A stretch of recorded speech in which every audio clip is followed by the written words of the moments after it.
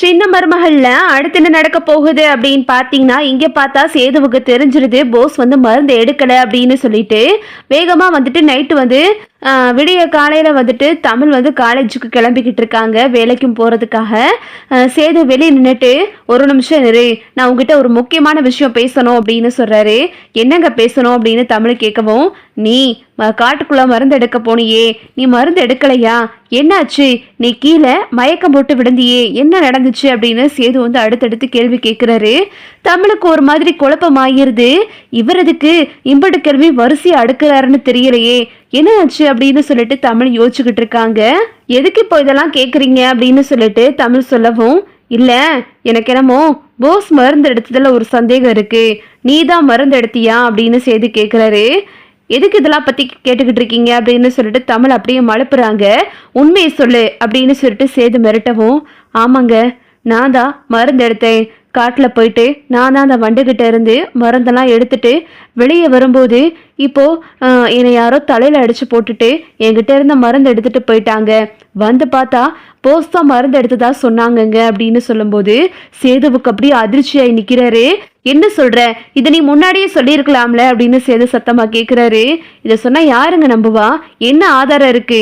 நான் சொன்ன உடனே எல்லாரும் நம்பிடுவாங்களா?" அப்படின்னு சொல்லிட்டு தமிழ் கேட்கவும் அப்படியே சேது அதிர்ச்சியில் நிற்கிறாரு. "அவனும் என்கிட்ட குடிபோதையில எல்லா உண்மையும் உளறிட்டான். அவன் மருந்து எடுத்ததுக்கு ஆப்போசிட்டா எல்லாத்தையும் சொல்லிக்கிட்டு இருக்கான். ஏதோ பச்சளை மருந்து எடுத்துட்டு வந்த மாதிரியும், நான் தப்பு தப்பா அவன்கிட்ட கேள்வி கேட்கறதுக்கெல்லாம் அவன் ஆமானே சொல்லிக்கிட்டு இருக்கான். இவன் கண்டிப்பா மருந்து எடுக்கல அப்படின்னு சொல்லிட்டு தான் எனக்கு உறுதியா தெரிய வந்துச்சு. அதுக்காக தான் நான் உங்ககிட்ட கேட்டேன். அப்பாவை நம்ம ஏமாறவே விடக்கூடாது தமிழே" அப்படின்னு சொல்லும்போது, "ஆமாங்க, அது விஷயமா தான் நானும் யோசிச்சுக்கிட்டே இருந்தேன். என்ன பண்றதுன்னு தெரியல" அப்படின்னு சொல்லிட்டு சேது அப்படியே அதிர்ச்சியா நின்று பார்க்குறாரு. அப்புறம் தமிழ்கிட்ட சேது வந்துட்டு, "என்னை மன்னிச்சிரு தமிழ், நான் தப்பு பண்ணிட்டேன். நான் உன்னை நிறைய இடத்துல காயப்படுத்திட்டேன், என்னை மன்னிச்சிரு" அப்படின்னு சொல்லிட்டு சேது வந்து தமிழ்கிட்ட மன்னிப்பு கேட்குறாரு. "எதுக்குங்க என்கிட்ட மன்னிப்பு கேட்குறீங்க? வேண்டாங்க" அப்படின்னு சொல்லிட்டு தமிழ் சொல்லவும், "இல்லை தமிழ், நான் பண்ணது தப்பு தான் தமிழ். நீ என் அப்பா உசுரை காப்பாற்றி கொடுத்துருக்க. அவ்வளோ கஷ்டப்பட்டு வயிற்றுல புள்ளைய வச்சுக்கிட்டு என் அப்பா உசுரை காப்பாற்றி கொடுத்துருக்க. ரொம்ப நன்றி தமிழ்" அப்படின்னு சொல்லிட்டு சேது வந்து தமிழை கட்டி பிடிச்சி அழுகிறாரு. தமிழ் வந்து சேதுவை கட்டி பிடிக்கிறாங்க. "என்னை மன்னிச்சிரு தமிழ், நான் பண்ணதெல்லாம் மறந்துரு தமிழ், என்னை மன்னிச்சிரு தமிழ்" அப்படின்னு சொல்லிட்டு சேது வந்து தமிழ்கிட்ட விழுந்து மன்னிப்பு கேட்குறாரு. "எங்க விடுங்கங்க, நம்ம இப்போ மாமாவை ஏமாற விடக்கூடாதுங்க. அதுக்கு என்ன பண்றதுன்னு பார்க்கணும்" அப்படின்னு சொல்லிட்டு தமிழ் சொல்லவும், "நீ எப்பவும் போல காலேஜுக்கு போ, இந்த விஷயத்த நான் பார்த்துக்கிறேன்" அப்படின்னு சொல்லிட்டு சேது சொல்றாரு. சரின்னு சொல்லிட்டு தமிழை வந்து சேதுவே கூட்டிட்டு போய் அந்த வேலையை பார்க்குற இடத்துல விட்டுட்டு வர்றாரு. அப்புறம் பார்த்தா சேது வந்து போஸை பார்த்து பார்த்து கடுப்பாகிறாரு. இவனை பார்க்க பார்க்க கடுப்பா தான் வருது. இவன் மருந்து எடுக்காம எவ்வளவு பெரிய பொய் சொல்லிட்டு திரியிறான் அப்படின்னு சொல்லிட்டு, அப்புறம் பார்த்தா நடிசனை கூப்பிட்டு, "அண்ணே, இங்க பாருங்கண்ணே, நான் சொல்றத முக்கியமா கேளுங்க. போஸு மருந்து எடுக்கவே கிடையாது. அவன் சொல்ற முறையில மருந்து எடுத்திருக்க வாய்ப்பே கிடையாது. ஏன்னா அந்த வண்டு முன்னாடி நம்ம போகவே முடியாது. நம்ம உடம்புல சேறு இருந்தா மட்டும்தான் அந்த வண்டு நம்மளை கொட்டாது. ஆனா அவன் ஏதோ புதுசு புதுசா கதை சொன்னான் பாத்தீங்களா, அவனுக்கு எப்படி மருந்து எடுத்ததுன்னே தெரியல. தமிழ்ச்செல்வி தான் மருந்து எடுத்திருக்கா" அப்படின்னு சொல்லும்போது, "என்னப்பா சொல்ற சேது, தமிழ் தான் மருந்து எடுத்துச்சா? ஏன் அந்த பிள்ளை வந்து உண்மையை சொல்ல வேண்டியதானே?" அப்படின்னு சொல்லும்போது, "இதை யாரனே நம்புவா தமிழ் சொன்னா?" அப்படின்னு சொல்லிட்டு சேது சொல்லவும், "சரி, இப்ப என்னதாப்பா பண்றது?" அப்படின்னு சொல்லிட்டு யோசிச்சுக்கிட்டு இருக்கும் போது, "சரி சேது, ஏதாவது விஷயம் கிடைக்குதான்னு பார்ப்போம்" அப்படின்னு சொல்லிட்டு 2 பேரும் பேசிக்கிட்டு இருக்காங்க. சேது வந்துட்டு மும்மரமா யோசிச்சுக்கிட்டு இருக்காரு. அப்புறம் பார்த்தா என்கிட்ட புடவை எடுத்துக்கிட்டு இருக்காங்க எல்லாருமா சேர்ந்து. சேது நினைக்கிறாரு, நடக்காத கல்யாணத்துக்கு புடவை ஒண்ணுதான் கேடு அப்படின்னு சொல்லிட்டு. வீட்டில் பார்த்தா ஒரே அலங்காரமா இருக்கு. சேது வந்துட்டு ஒரு மாதிரியாவே இருக்காரு.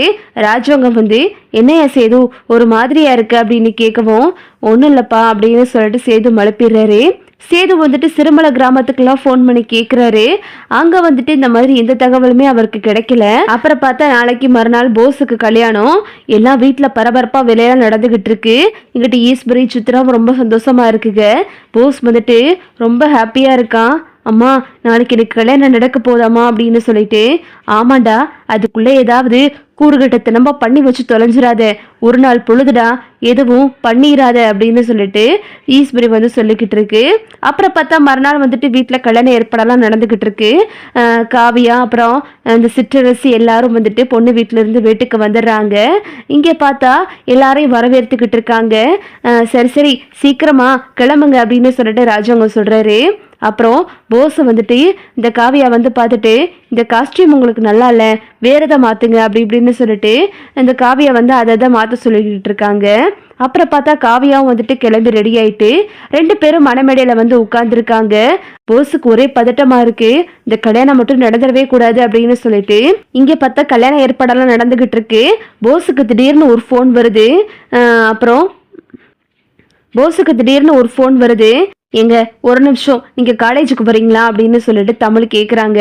எதுக்கு இப்போ காலேஜுக்கு வர சொல்ற அப்படின்னு சொல்லும்போது, ஒரு முக்கியமான விஷயம் சீக்கிரமா வாங்க அப்படின்னு சொல்லிட்டு தமிழ் சொல்றாங்க. வேகமா சேது வந்துட்டு நடேசனை கூட்டிட்டு கிளம்பி போறாரு. அங்க பார்த்தா டாக்டர்லாம் நிக்கிறாங்க. சார் ஒரு நிமிஷம் சார், உங்ககிட்ட ஒரு முக்கியமான விஷயம் சொல்லணும் அப்படின்னு சொல்லிட்டு டாக்டர்லாம் சொல்றாங்க. என்ன தமிழ்ச்செல்வி, தமிழை என்ன ஆச்சு அப்படின்னு சொல்லிட்டு செய்தி கேட்கவும், இங்க பாருங்கங்க, இப்போ நாங்க வனத்துறை அதிகாரிகள்கிட்ட இருந்து ஃபோன் பண்ணி நாங்கள் இந்த மாதிரி காட்டில் சிசிடிவி கேமரா வச்சுருந்தா அதோட வீடியோ ஆதாரத்தை கேட்டோம். இப்போ தான் அவங்க எங்களுக்கு இந்த வீடியோவை அனுப்பினாங்க. அதை உங்களுக்கு காட்டுறதுக்காக தான் நான் வந்திருக்கேன் அப்படின்னு சொல்லிட்டு தமிழ் சொல்கிறாங்க. அப்புறம் சேது வந்துட்டு இந்த வீடியோவை பார்க்குறாரு. அதில் பார்த்தா தமிழை வந்து சேது அடித்து போட்டதும் வேகமாக வந்துட்டு அந்த போஸ் வந்து மருந்து எடுத்துகிட்டு போனது இப்படி எல்லாமே இருக்குது. இந்த ஒன்று போதும், நான் உடனடியாக இப்போ போய் அப்பா கிட்ட காட்டினா அந்த போஸோட கல்யாணத்தை நிப்பாட்டிடலாம். அது போக அந்த 1 கோடி ரூபாய் அவனுக்கு போய் சேரவே கூடாது அப்படின்னு சொல்லிட்டு சேது வந்து இந்த வீடியோ ஆதாரத்தை வாங்கிட்டு டாக்டர் அப்புறம் தமிழ் எல்லாரையும் கூட்டிக்கிட்டு ஒரு வேன்ல கிளம்பி வராரு கார்ல. அங்க வந்துட்டு இங்கே மணமேடையில உட்கார்ந்துருக்காங்க. தாளை எடுத்து கொடுக்க போறாரு ஐயரு. மணமேடையில வந்துட்டு சந்தோஷமா வந்துட்டு ஈஸ்வரியெல்லாம் நின்றுக்கிட்டு இருக்கு. இங்கிட்டு சாவித்திரியும் தாமரையும் என்ன பண்றதுன்னு தெரியாம நிற்கிதுங்க. போஸ் வந்துட்டு காவியா கழுத்துல தாலி கட்ட போகல.